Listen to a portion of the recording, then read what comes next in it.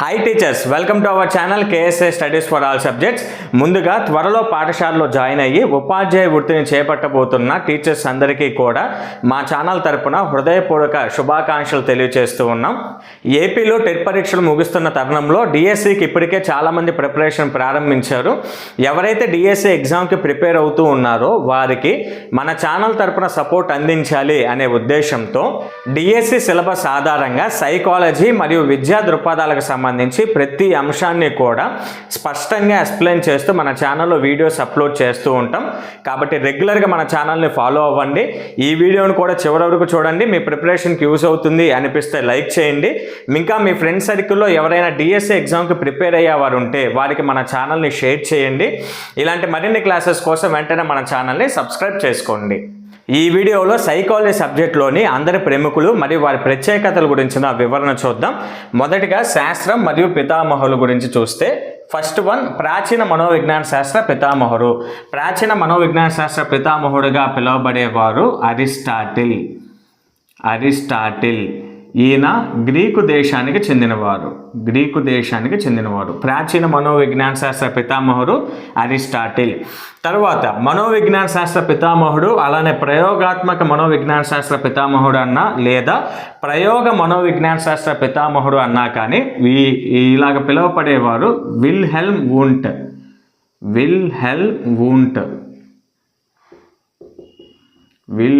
Wundt. ఈయన Germany దేశానికి చెందిన వ్యక్తి. మనోవిజ్ఞాన శాస్త్ర పితామహుడు లేదా ప్రయోగాత్మక మనోవిజ్ఞాన శాస్త్ర పితామహుడు లేదా ప్రయోగ మనోవిజ్ఞాన శాస్త్ర పితామహుడుగా పిలువబడేవారు విల్హెల్మ్ వూంట్. ఈయన జర్మనీ దేశానికి చెందిన వ్యక్తి. నెక్స్ట్, ఆధునిక లేదా అమెరికన్ మనోవిజ్ఞాన శాస్త్ర పితామహుడిగా పిలువబడేవారు విలియం జేమ్స్.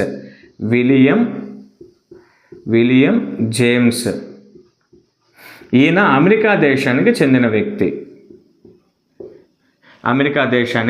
వ్యక్తి. ఆధునిక లేదా అమెరికన్ మనోవిజ్ఞాన శాస్త్ర పితామహుడిగా పిలువబడేవారు విలియం జేమ్స్. ఈయన అమెరికా దేశానికి చెందిన వ్యక్తి. నెక్స్ట్, శిశు లేదా బాలల మనోవిజ్ఞాన శాస్త్ర పితామహుడిగా పిలువబడేవారు స్టాన్లీ హాల్.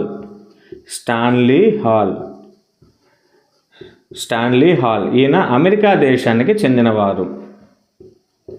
శిశు లేదా బాలల మనోవిజ్ఞాన శాస్త్ర పితామహుడిగా పిలువబడేవారు స్టాన్లీ హాల్. ఈయన అమెరికా దేశానికి చెందినవారు. నెక్స్ట్, విద్యా మనోవిజ్ఞాన శాస్త్ర పితామహుడిగా పిలువబడేవారు జాన్ ఫ్రెడ్రిచ్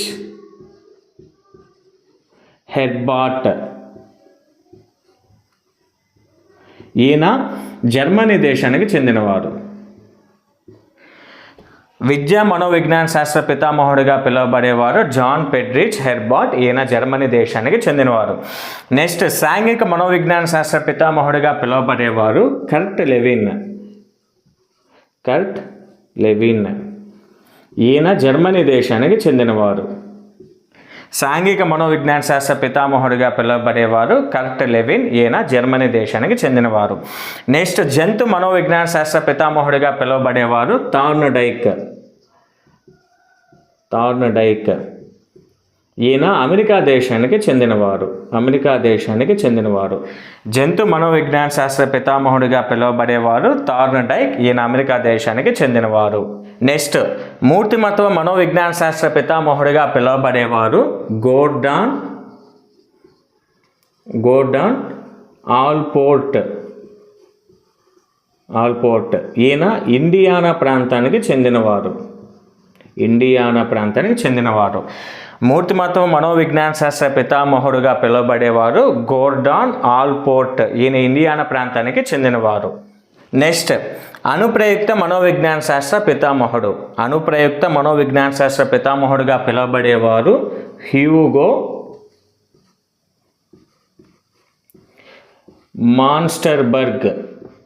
మాన్స్టర్బర్గ్.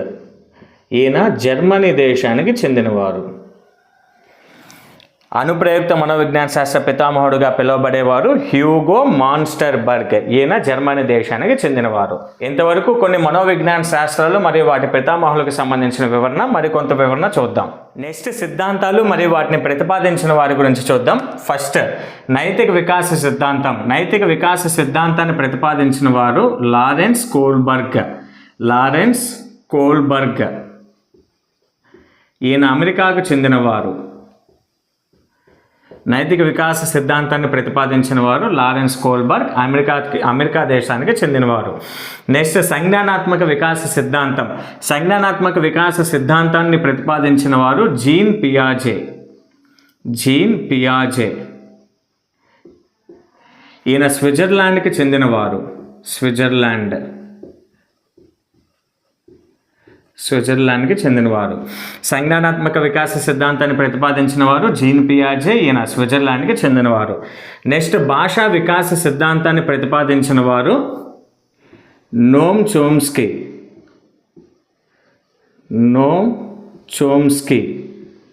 ఈయన అమెరికాకు చెందినవారు. భాషా వికాస సిద్ధాంతాన్ని ప్రతిపాదించిన వారు నోమ్ చోమ్స్కీ, అమెరికా దేశానికి చెందినవారు. నెక్స్ట్ ఆత్మ భావన సిద్ధాంతాన్ని ప్రతిపాదించిన వారు కార్ల్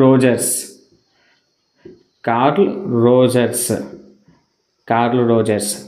ఈయన అమెరికా దేశానికి చెందినవారు. నెక్స్ట్ ప్రజ్ఞాద్వికారక సిద్ధాంతాన్ని ప్రతిపాదించిన వారు చార్లెస్ స్పియర్మెన్. ఈయన ఇంగ్లాండ్కి చెందినవారు. ప్రజ్ఞాద్వికారక సిద్ధాంతంను ప్రతిపాదించిన వారు చార్లెస్ స్పియర్మెన్. ఈయన ఇంగ్లాండ్ దేశానికి చెందినవారు. నెక్స్ట్ ప్రజ్ఞా స్వరూప సిద్ధాంతాన్ని ప్రతిపాదించిన వారు జేపీ గిల్ఫర్డ్, అమెరికాకు చెందినవారు. ప్రజ్ఞా స్వరూప సిద్ధాంతాన్ని ప్రతిపాదించిన వారు జేపీ గిల్ఫర్డ్, అమెరికా దేశానికి చెందినవారు. ప్రజ్ఞా సామూహిక కారక సిద్ధాంతం మరియు ప్రాథమిక మానసిక శక్తుల సిద్ధాంతాన్ని ప్రతిపాదించిన వారు థర్స్టన్. ఈయన అమెరికాకు చెందినవారు. ప్రజ్ఞా సామూహిక కారక సిద్ధాంతం మరియు ప్రాథమిక మానసిక శక్తుల సిద్ధాంతాన్ని ప్రతిపాదించిన వారు థర్స్టన్. ఈయన అమెరికా దేశానికి చెందినవారు. నెక్స్ట్ మనోవిశ్లేషణ సిద్ధాంతం మరియు రక్షక తంత్రాలను ప్రతిపాదించిన వారు సిగ్మండ్ ఫ్రాయిడ్.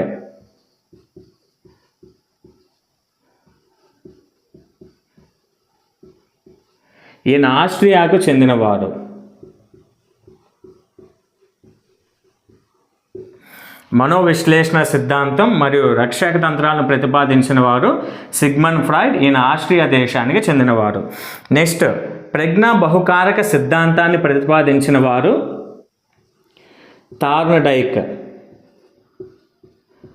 థార్న్డైక్, అమెరికాకు చెందినవారు.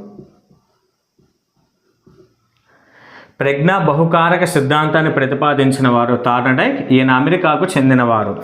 నెక్స్ట్ బహుళ ప్రజ్ఞా సిద్ధాంతంను ప్రతిపాదించిన వారు హోవార్డ్ గార్డెనర్. ఈయన అమెరికాకు చెందినవారు. బహుళ ప్రజ్ఞా సిద్ధాంతంను ప్రతిపాదించిన వారు హోవార్డ్ గార్డెనర్. ఈయన అమెరికాకు చెందినవారు. మరికొన్ని విషయాలను చూద్దాం. మరికొన్ని సిద్ధాంతాలు మరియు వాటిని ప్రతిపాదించిన వారి గురించి చూద్దాం. నెక్స్ట్ మనోసాంఘిక వికాస సిద్ధాంతాన్ని ప్రతిపాదించిన వారు ఎరిక్ ఎరిక్సన్. ఈయన స్వీడన్కి చెందినవారు.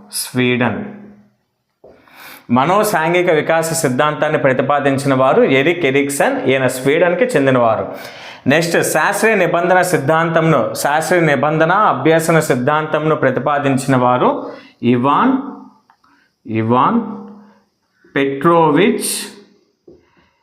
Petrovich Pavlov. ఈయన రష్యాకు చెందినవారు. రష్యాకు చెందినవారు. శాస్త్రీయ నిబంధన అభ్యసన సిద్ధాంతాన్ని ప్రతిపాదించిన వారు ఇవాన్ పెట్రోవిచ్ పావ్లో, ఈయన రష్యాకి చెందినవారు. నెక్స్ట్, కార్యసాధక నిబంధన అభ్యసన సిద్ధాంతాన్ని ప్రతిపాదించిన వారు బిఎఫ్ స్కిన్నర్. ఈయన అమెరికాకు చెందినవారు. కార్యసాధక నిబంధన అభ్యసన సిద్ధాంతంను ప్రతిపాదించిన వారు బిఎఫ్ స్కిన్నర్, ఈయన అమెరికాకు చెందినవారు. నెక్స్ట్, యత్న దోష అభ్యసన సిద్ధాంతాన్ని ప్రతిపాదించిన వారు థార్న్డైక్, ఈయన అమెరికా దేశానికి చెందినవారు. యత్న దోష అభ్యసన సిద్ధాంతంను ప్రతిపాదించిన వారు థార్న్డైక్, అమెరికాకు చెందినవారు. నెక్స్ట్, అంతర్దృష్టి అభ్యసన సిద్ధాంతంను ప్రతిపాదించిన వారు వుల్ఫ్ గాంగ్ కోహ్లర్, ఈయన జర్మనీకి చెందినవారు. అంతర్దృష్టి అభ్యసన సిద్ధాంతంను ప్రతిపాదించిన వారు వుల్ఫ్ గాంగ్ కోహ్లర్, ఈయన జర్మనీ దేశానికి చెందినవారు. నెక్స్ట్, సాంఘిక సాంస్కృతిక అభ్యసన సిద్ధాంతాన్ని ప్రతిపాదించిన వారు వైగోట్స్కీ,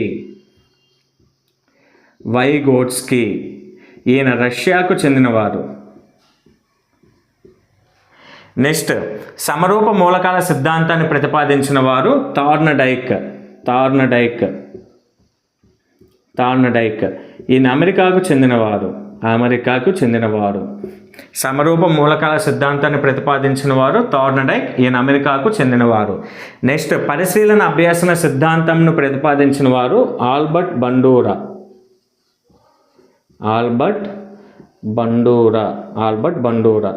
ఈయన కెనడాకి చెందినవారు. పరిశీలన అభ్యసన సిద్ధాంతాన్ని ప్రతిపాదించిన వారు ఆల్బర్ట్ బండూరా, ఈయన కెనడాకు చెందినవారు.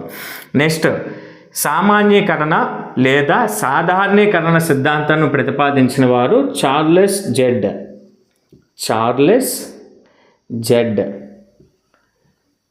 ఈయన అమెరికాకు చెందినవారు. సామాన్యీకరణ లేదా సాధారణీకరణ సిద్ధాంతంను ప్రతిపాదించిన వారు చార్లెస్ జెడ్, ఈయన అమెరికాకు చెందినవారు. నెక్స్ట్, ఆదర్శాల సిద్ధాంతంను ప్రతిపాదించిన వారు డబ్ల్యూసి బాగ్లే, ఈయన అమెరికాకు చెందినవారు. ఆదర్శాల సిద్ధాంతంను ప్రతిపాదించిన వారు డబ్ల్యూసి బాగ్లే, ఈయన అమెరికాకు చెందినవారు. నెక్స్ట్, ఆఖరిగా ట్రాన్స్పోజిషన్ సిద్ధాంతంను ప్రతిపాదించిన వారు గెస్టాల్ట్ వాదులు,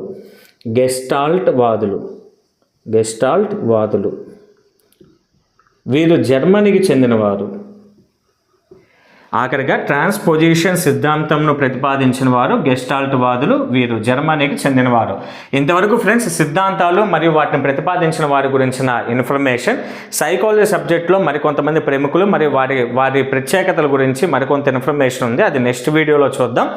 గమనించండి టీచర్స్, డిఎస్ఏ ఎగ్జామ్కి ఉపయోగపడే విధంగా తెలుగు అలానే ఇంగ్లీష్ సబ్జెక్ట్ను కూడా బైలింగ్వల్ లాంగ్వేజ్లో, అనగా తెలుగు మరియు ఇంగ్లీష్లో అందరికీ అర్థమయ్యే విధంగా నోట్స్ ప్రిపేర్ చేయడం జరిగింది. సిలబస్ ఆధారంగా 9th క్లాస్ వరకు new text books, 10th class old అలానే న్యూ టెక్స్ట్ బుక్లోని ఒక్క అంశాన్ని లేదా ఒక్క ఉదాహరణ కూడా మిస్ చేయకుండా తెలుగు పదజాలం మరియు వ్యాకరణాంశాలు, ఇంగ్లీష్ వొకాబులరీ మరియు గ్రామర్కి సంబంధించి కంప్లీట్ నోట్స్ ప్రిపేర్ చేసి పీడిఎఫ్లోకి మార్చడం జరిగింది. డిఎస్సికి ప్రిపేర్ అయ్యే వారికి ఈ నోట్స్ చాలా అద్భుతంగా ఉపయోగపడుతుంది. కాబట్టి డిఎస్సికి ఎవరైతే ప్రిపేర్ అవుతున్నారో వాళ్ళు ప్రతి ఒక్కరు తీసుకోవడానికి ప్రయత్నం చేయండి. తెలుగు మరియు ఇంగ్లీష్ సబ్జెక్టుకి సంబంధించి కంప్లీట్ నోట్స్ కావాలి అనుకున్న వారు కేవలం 250 రూపీస్ ఫోన్పే లేదా గూగుల్ పే నెంబర్ వచ్చేసరికి 8125602616 నేమ్ వచ్చేసరికి అశోక్ అని ఉంటుంది. ఫోన్పేలో నేమ్ వచ్చేసరికి అశోక్ అని ఉంటుంది. ఈ ఫోన్పే నెంబర్కి కేవలం 250 రూపీస్ సెండ్ చేసి వాట్సాప్ నెంబర్కి మీరు స్క్రీన్ షాట్ తీసి ఇదే నెంబర్కి మీరు వాట్సాప్ చేస్తే తెలుగు మరియు ఇంగ్లీష్ సబ్జెక్టుకి సంబంధించిన కంప్లీట్ నోట్స్ నేను మీకు పీడిఎఫ్ రూపంలో మార్చడం జరిగిందని చెప్పాను కదా, ఆ పీడిఎఫ్ నేను మీకు సెండ్ చేస్తాను. మళ్ళా చెప్తున్నాను, ఈ నోట్స్ మీ ప్రిపరేషన్కి చాలా బాగా యూజ్ అవుతుంది. కాబట్టి ప్రతి ఒక్కరు తీసుకోవడానికి ప్రయత్నం చేయండి. కేవలం 250 రూపీస్ మాత్రమే కాస్ట్ నిర్ణయించడం జరిగింది కాబట్టి తీసుకోవడానికి ప్రయత్నం చేయండి. ఈ వీడియో మీకు నచ్చితే లైక్ చేయండి, మీ ఫ్రెండ్స్కి షేర్ చేయండి. ఇలాంటి మరిన్ని యూస్ఫుల్ క్లాసెస్ కోసం వెంటనే మన ఛానల్ని సబ్స్క్రైబ్ చేసుకోండి.